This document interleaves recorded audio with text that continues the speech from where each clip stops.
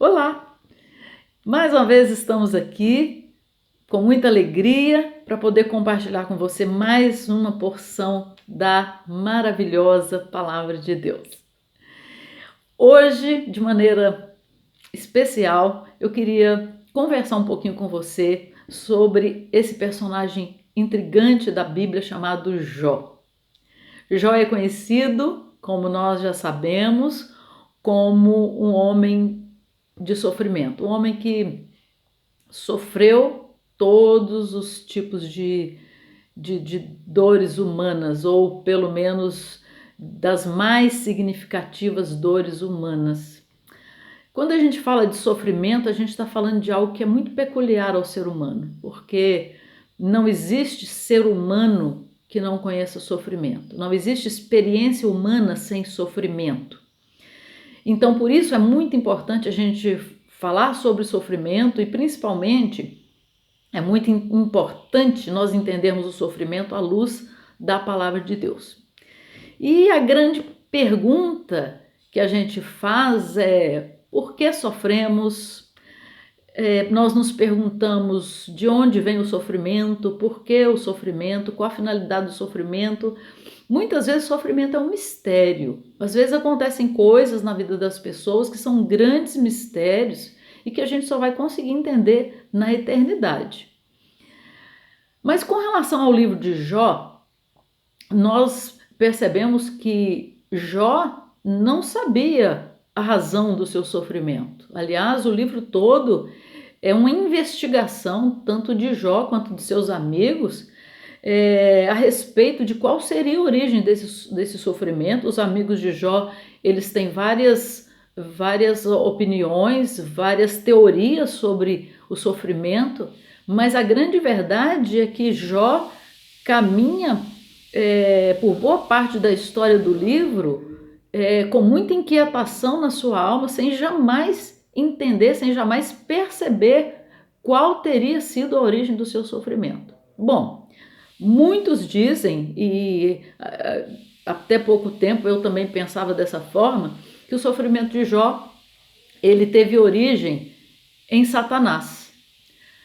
Mas quando nós lemos o texto bíblico, quando nós investigamos o texto bíblico, nós vamos descobrir uma coisa bastante curiosa. Caminhe comigo pelo começo do livro de Jó, o início do capítulo 1 de Jó, e nós vamos observar que o que ele diz?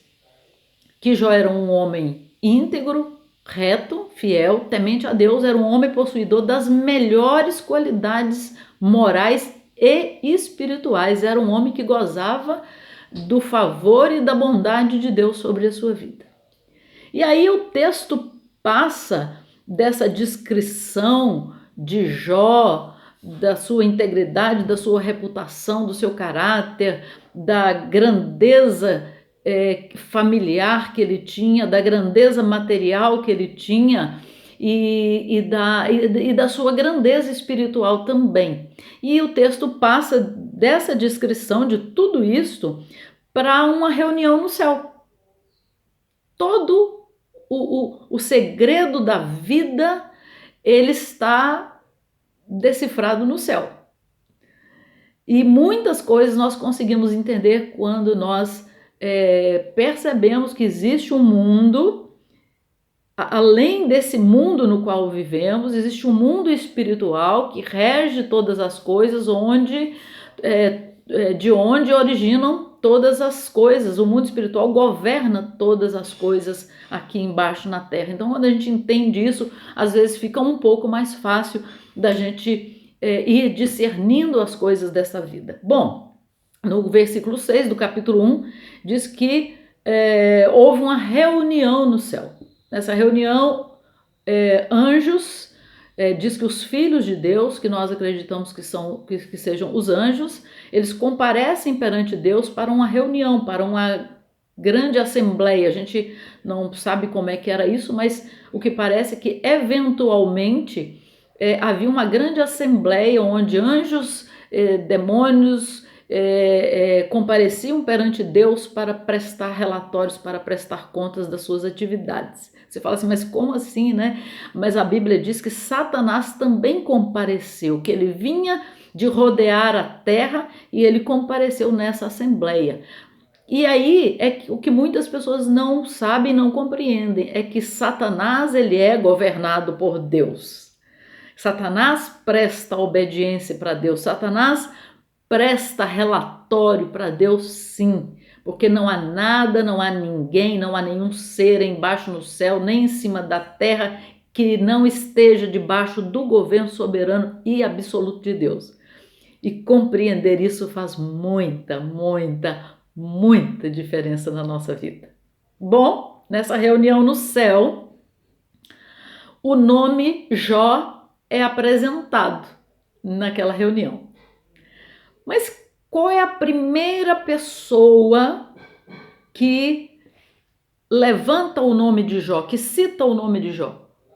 Não é Satanás. Quem menciona o nome de Jó naquela reunião é o próprio Deus. Deus tem algo para fazer na vida de Jó. Deus, ele quer dar uma mexida na vida de Jó. A vida de Jó estava muito boa, muito boa, muito boa. Mas Deus, ele decide que ele queria fazer algo mais profundo na vida de Jó. E ele então coloca na pauta da sua reunião o nome Jó, a pessoa de Jó. E quando todos estão reunidos e a Bíblia diz que Satanás veio de rodear a terra, Deus vira para Satanás e diz assim: viste o meu servo Jó? E o diabo vai e diz: olha, eu vi, ele está muito bem. Mas sabe por que ele está muito bem, Deus? Porque tu o cercaste em volta. Ah, que coisa tremenda! Quando Satanás olha para a gente, ele vê que tem uma cerca à nossa volta. Porque Deus demarcou o território onde Satanás pode entrar e demarcou o território onde Satanás não pode entrar. Quem determina isso é Deus. Isso é tremendo. E o diabo fala para Deus: tu o cercaste em volta.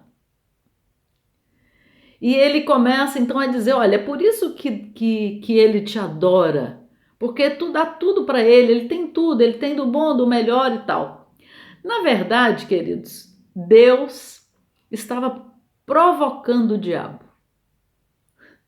Deus estava provocando uma reação no diabo, porque Deus queria abrir essa cerca, permitir o diabo entrar dentro do território de Jó sob o comando de Deus, por causa daquilo que Deus queria fazer na vida de Jó. É um pouco difícil a nossa mente humana entender isto. Mas primeiro é o que a Bíblia diz. Está escrito lá no texto. E se você ler, você vai perceber que há um sentido naquilo que nós estamos falando.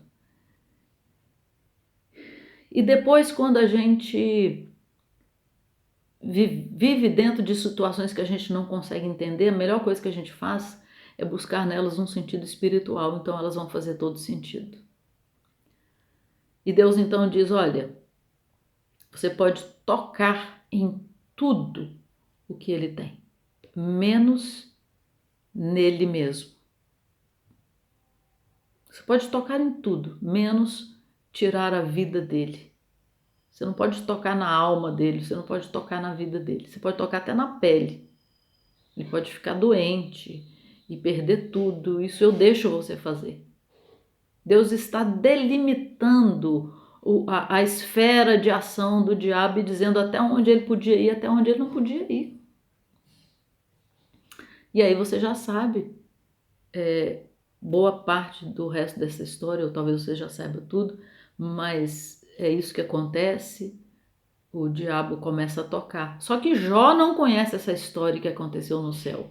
Jó só sabe de uma coisa, que num dia ele era um homem rico, ele tinha uma família grande, ele tinha filhos maravilhosos, ele era um homem de honra na sociedade, a Bíblia diz que ele era o homem mais poderoso do Oriente.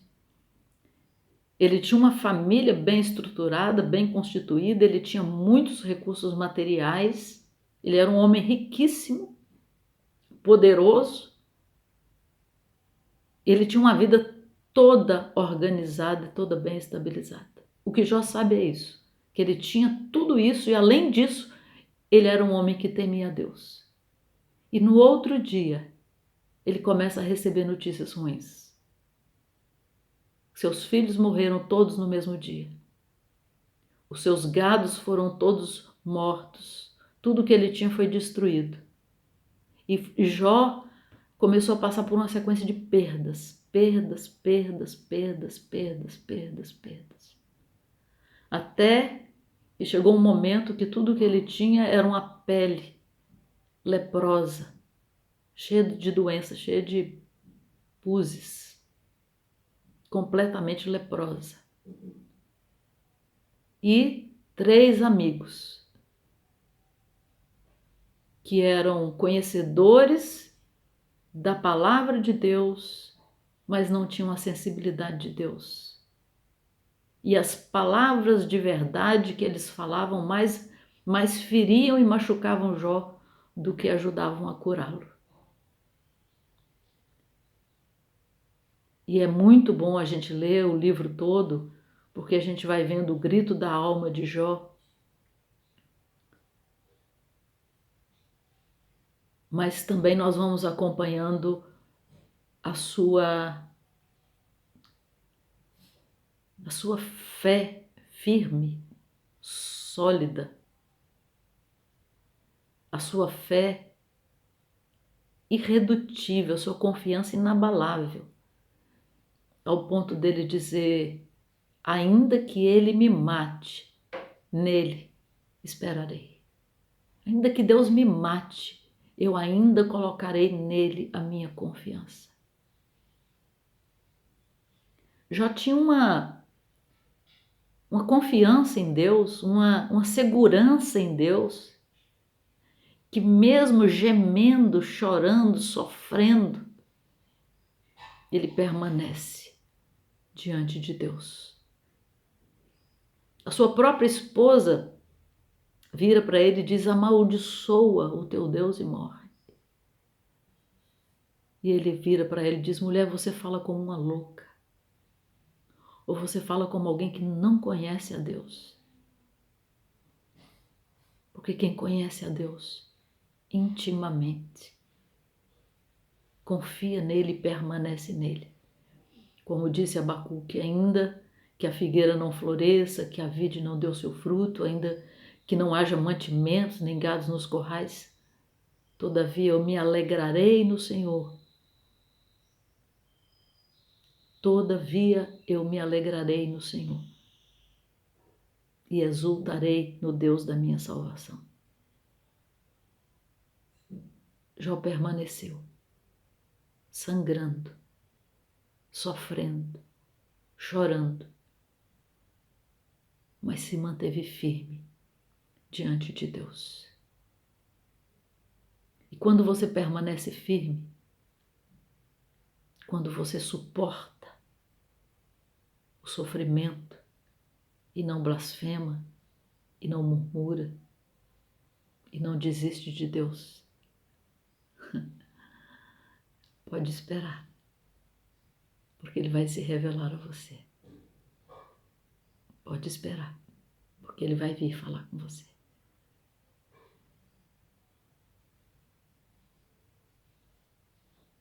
E no final já do livro, são 40 capítulos, mas nos capítulos finais, Deus se apresenta para Jó. Mas Deus não se apresenta para trazer respostas. Deus se apresenta para fazer perguntas. E Deus começa a perguntar para ele: Jó, onde é que você estava quando eu lancei os fundamentos da terra? Onde é mesmo, Jó, que você estava quando eu criei o mar e coloquei limites nele? E Deus faz uma sequência de indagações para Jó, simplesmente para Jó encontrar na sua mente uma única resposta: o Senhor é Deus. O Senhor sabe de todas as coisas e eu não sei de nada. Tu és o Criador, eu sou a criatura. Tu és o Senhor, eu sou servo. Tu és todo-poderoso e eu sou um ser humano vulnerável que precisa de ti. E Jó então responde para Deus: antes eu te conhecia de ouvir falar, mas agora os meus olhos te veem. Que coisa linda a expressão de alguém que, através do sofrimento, obteve uma revelação mais profunda de quem é Deus. É muito difícil passar por sofrimento, mas nada nos faz experimentar de forma tão profunda a pessoa de Deus, uma identificação com a pessoa de Jesus que sofreu todas as agruras da cruz. O sofrimento nos torna mais humanos, mais sensíveis, menos soberbos, mais humildes. E por isso que ele nos aproxima de Deus.